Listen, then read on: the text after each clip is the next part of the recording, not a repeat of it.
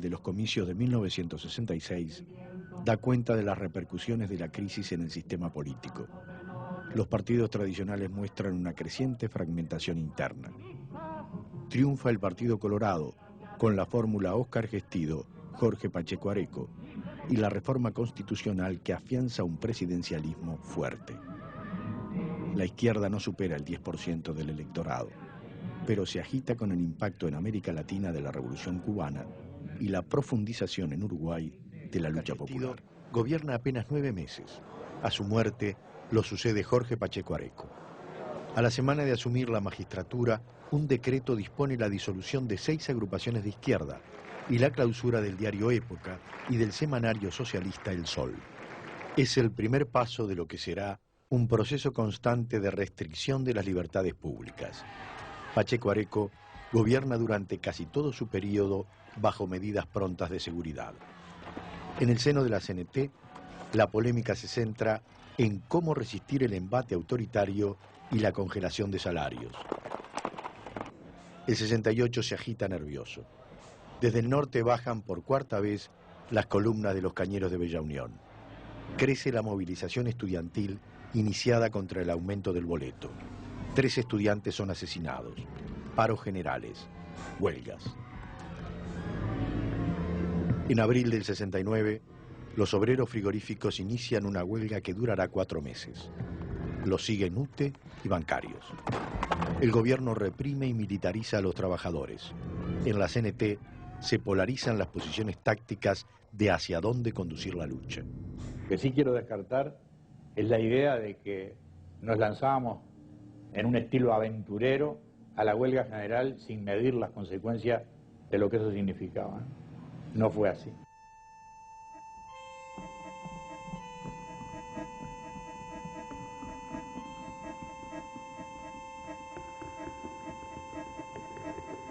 En alguna oportunidad dije que añoro ese tipo de discusión, esas polémicas, porque aunque eran duras, tenían un trasfondo muy profundo, es decir, se discutía estrategia, se discutía la perspectiva política del país, se discutía casi la historia futura del Uruguay. Y todos nos sentíamos responsables de ese proceso histórico.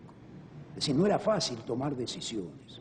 En noviembre de 1971 triunfa el Partido Colorado con Juan María Bordaberry.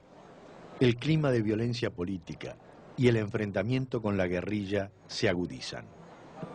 El 15 de abril del 72, la Asamblea General, con los votos del Partido Colorado y el Partido Nacional, aprueba la suspensión de garantías individuales y declara el estado de guerra interno, dando carta libre a las Fuerzas Armadas para la represión.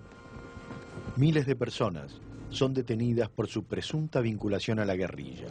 La represión se extiende a todos los sectores de la izquierda.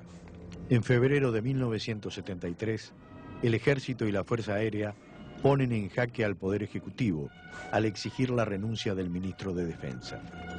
Manifiestan que está superada la época de ser el brazo armado de intereses económicos y políticos de espaldas al cumplimiento de sus misiones específicas. El 9 y 10 de febrero emiten los comunicados 4 y 7.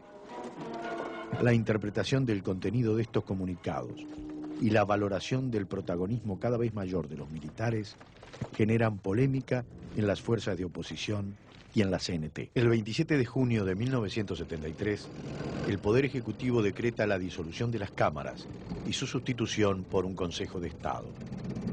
El movimiento sindical uruguayo responde con la huelga general y la inmediata ocupación de los lugares de trabajo y de los centros de estudio.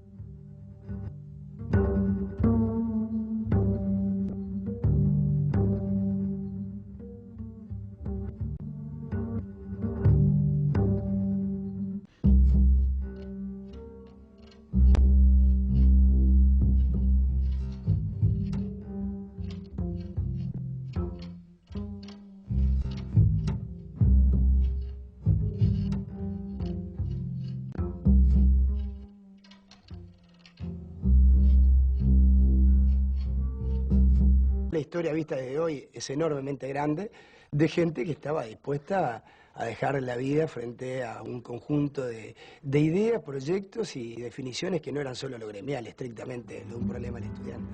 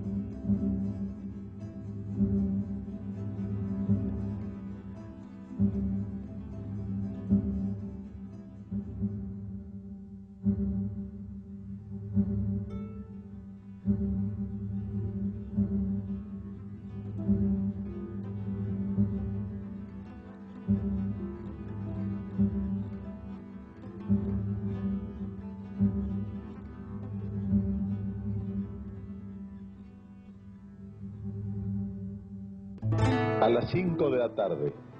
Eran las 5 en punto de la tarde. Un niño trajo la blanca sábana a las 5 de la tarde. Una espuerta de cal y prevenida a las 5 de la tarde. Lo demás era muerte y solo muerte a las 5 de la tarde. El viento se llevó los algodones a las 5 de la tarde. Y el óxido sembró cristal y níquel a las 5 de la tarde. Ya luchan la paloma y el leopardo a las 5 de la tarde. Nosotros fuimos sin un plan muy preconcebido, no sabíamos bien cómo podíamos registrar, pero no sabíamos bien qué iba a pasar tampoco, ¿no? Y lo cierto es que como el epicentro de toda la manifestación se dio en 18 de julio y Julio Herrera y Oves, y nosotros nos metimos en el bar del Rex y subimos a la planta alta del bar. Eso fue con Alejandro Legaspi y a Alejandro se le ocurrió que había que salir por la ventana y salimos por la ventana a una especie de balconada que tiene ahí, y empezamos a filmar desde ahí, o sea que el registro está hecho desde ese balcón, digamos, del bar del Rex. Y lo cierto es que la pasamos mal, porque ahí no hubo solamente gases, ahí hubo tiros y realmente, digo, te picaban, ¿no? Es decir, fue una situación bastante de represión muy en serio.